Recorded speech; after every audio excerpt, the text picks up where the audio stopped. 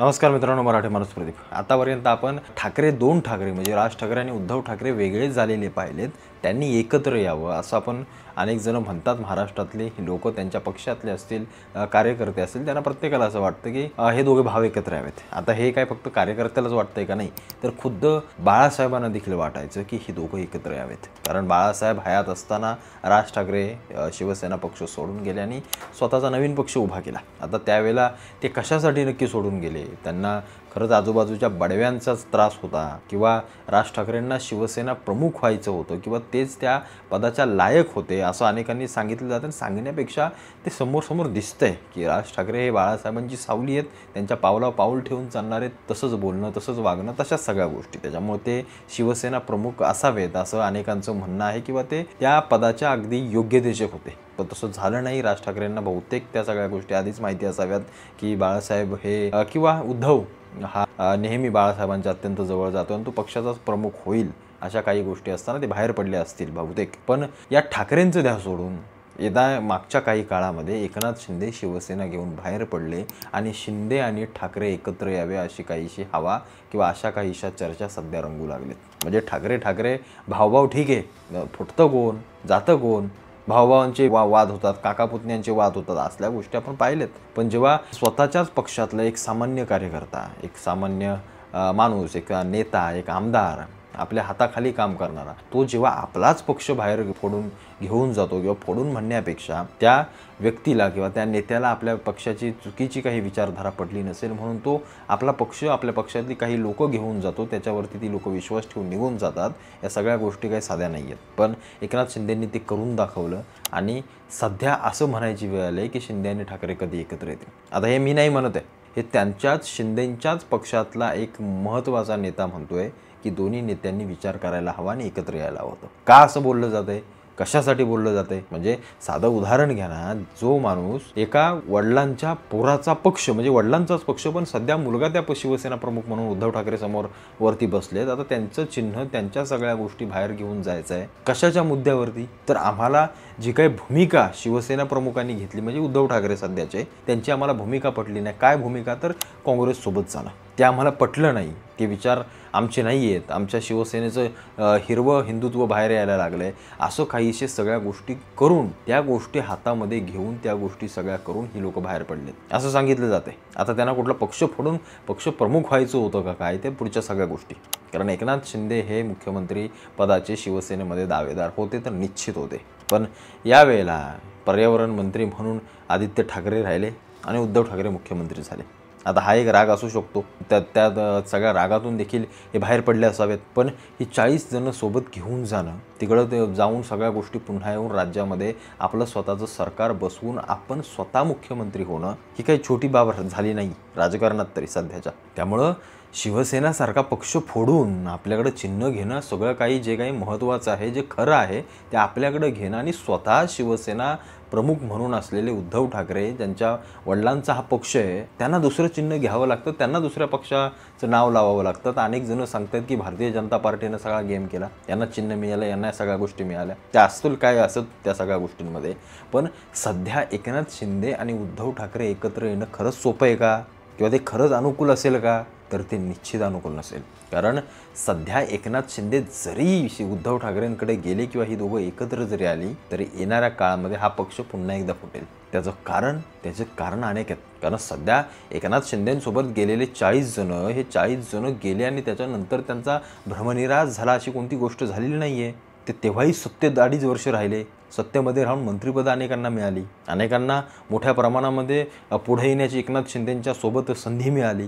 त्याच्यामुळे ती 2.5 वर्ष आता पुन्हा राज्यामध्ये त्यांची सत्ता आल्यामुळं, एकनाथ शिंदे उपमुख्यमंत्री असल्यामुळं अनेकांना पुन्हा मंत्रिपदं मिळाली, पुन्हा यांच्यासोबत पुढे येण्याची संधी मिळते। या संध्या किंवा ह्या सगळ्या भूमिकेमध्ये राहणारी ही सगळी लोक ही आता पुन्हा उद्धव ठाकरेंसोबत एकनाथ शिंदे गेल्यानंतर ही पुन्हा बॅकफूटला नाही येणार। ते उलट एकनाथ शिंदेंना विरोध करतील की उद्धव ठाकरेंसोबत नाही जायचं आपल्याला। कारण इथं एकनाथ शिंदेंच्या पक्षामध्ये पोकळी मिळाली, त्यांना वाव मिळाला, त्यांना पुढे जाता आलं, मोठ्या प्रमाणामध्ये पुढे येता आलं। ती गोष्ट पुन्हा एकदा एखाद्या दोन पक्षांना किंवा दोन संघटनांना पुन्हा मर्ज करायचं आणि त्याची एकच शिवसेना संघटना बनवायची, तर हे त्यांनाही अनेकांना पटणार नाही, या देखील लोकांना अनेकांना पटणार नाही। कारण उद्धव ठाकरेंसोबत जोडलेली अनेक डाव्या विचारसरणीच्या लोकांना हे मान्य होणार नाही। एकनाथ शिंदे जर आज म्हणतायत की मला उद्धव ठाकरेंचा तो विचार पटला नाही किंवा ती भूमिका पटली नाही जी काँग्रेससोबत जाणं, तर मग उद्या हे दोघं एकत्र आल्यानंतर मग हे नक्की कोणासोबत सत्ता करणार? उद्धव ठाकरे भारतीय जनता पार्टीसोबत की एकनाथ शिंदे काँग्रेससोबत? त्याच्यामुळे या संजय शिरसाटांनी केलेलं वक्तव्य जे आहे ना, ते कशा हेतूनं केलं मला तेच समजलं नाही. आता हे मागेच त्यांनी केलं, पण म्हटलं हा काय माणूस बोलतोय, काय कशासाठी बोलतायत हे एवढे मोठे मंत्री बिंत्री, यांना काय आता सूचक वक्तव्य आलं की काय, किंवा कळायला लागलं की काय आता एकत्र यायचं म्हणून? पण या एकत्र येण्याने दोघेही फसतील. मग तुम्ही वेगळे झालातच कशाला, पहिली गोष्ट म्हणजे. आणि एकनाथ शिंदेनं जर आता एकत्र यायचं आहे किंवा उद्धव ठाकरेंना एकत्र यायचं आहे, तर भारतीय जनता पार्टी त्यांना एकत्र घेईल का, हा सगळ्यात महत्त्वाचा प्रश्न आहे. की भारतीय जनता पार्टीला आता सध्या कोणाची गरज नाही आहे. एकीकडे असंही सांगितलं जातं आहे की एकनाथ शिंदेंपेक्षा अजित पवार या भारतीय जनता पार्टीच्या अगदी जवळचेच होऊ लागलेत देवेंद्र फडणवीसांच्या. कारण मुख्यमंत्री पदाच्या शर्यतीत जर कोण येतं तर एकनाथ शिंदे आहेत. मग त्या सगळ्या नाराजी नाट्यातून, त्या सगळ्या गोष्टीतून भारतीय जनता पार्टीला घाबरवण्यासाठी म्हणून हे वक्तव्य केलं आहे का, की आपण परत उद्धव ठाकरेंना आपण एक होऊया? मग असं जर असेल आणि जर उद्या हे एकत्र आले एकनाथ शिंदे आणि उद्धव ठाकरे आणि यांनी जाऊन जर शरद पवारांनी या काँग्रेससोबत सत्ता स्थापन केली, जी होणार तर नाही पण समजा केली, तर मग एकनाथ शिंदे हे सपशेल मला असं वाटतं खोटे ठरतील. कारण तुम्ही जर त्या विचारांना सोडून आलाय आणि पुन्हा त्याच मार्गाला तुम्ही जाताय, तर मग समस्त महाराष्ट्राची ती फसवणूक असेल आणि अपमान असेल शिवसेना प्रमुख बाळासाहेब ठाकरेंचा. त्याच्यामुळं हे एकत्र येणं हे जेवढं बोलण्या इतकं सोपं आहे, हे दुसऱ्याला घाबरवण्या इतकं सोपं आहे, पण आता एकत्र येण्यामध्ये काही फायदा नाही आहे. आता जर शिवसेना खरी म्हणून लोक जर एकनाथ शिंदेंच्या धनुष्यबाणाकडे किंवा त्या गटाकडे किंवा त्या संघटनेकडे जर पाहत असतील, तर एकनाथ शिंदेंनी ती वाढवावी, मोठी करावी आणि बाळासाहेबांच्या विचारांवर पावलावर पाऊल ठेवून ती संघटना संपूर्ण देशभर पोहोचवावी एवढंच प्रत्येकाला वाटते. पण ती संघटना घेऊन पुन्हा उद्धव ठाकरेंकडे जावं, पुन्हा ती एकत्र करावी, याच्यामध्ये कोणतंही तथ्य नाही. आणि असं जर केलं तर एकनाथ शिंदेंनी मिळवलेली जी विश्वासार्हता आहे त्या महाराष्ट्रामध्ये गेल्या 2.5-3 वर्षामध्ये ती समूळ नष्ट होईल, ती संपूर्ण नष्ट होईल. आणि तो जो काही वर्ग आहे तो संपूर्ण सगळा वर्ग पुन्हा एकदा भारतीय जनता पार्टीकडे वळेल. म्हणजे मुळात जी खरी शिवसेना म्हणून पाहत होतो आपण, ती शिवसेना मुळात म्हणजे राहणारच नाही. अनेक जण असं म्हणतात की उद्धव ठाकरे आणि राज ठाकरे एकत्र आल्यानंतर महाराष्ट्रामध्ये काहीतरी नवीन घडेल, पण तसं सध्या तरी कोणतंही चिन्ह दिसत नाही. कार्यकर्त्यांना काय वाटतंय, तिथल्या तुमच्या पदाधिकाऱ्यांना काय वाटतंय, हे याला महत्त्व नाही आहे महाराष्ट्राच्या राजकारणामध्ये. म्हणजे असं असतं तर मग कधीच कित्येक जण अनेक सत्तेत आले असतं. म्हणजे भारतीय जनता पार्टी असून येतं, एकनाथ शिंदे असून येतं, शरद पवार असो, प्रत्येकाच्या कार्यकर्त्याला वाटतं की माझा साहेब मुख्यमंत्री व्हावे, पण तसं होत नाही ना. त्याच्यामुळं राज ठाकरे उद्धव ठाकरे एकत्र यावे हे कार्यकर्त्यांना जरी वाटत असेल, तरी जनता ते किती मान्य करते हे महत्त्वाचं आहे. हे सगळ्यात महत्त्वाचं आहे. मध्ये तो प्रयत्न झाला होता यांना दोघांना एकत्र येण्याचा, अगदी राज ठाकरेंनी हात पण पुढे केला होता, पण पुढून त्यांना तेवढी मान्यता मिळाली नाही.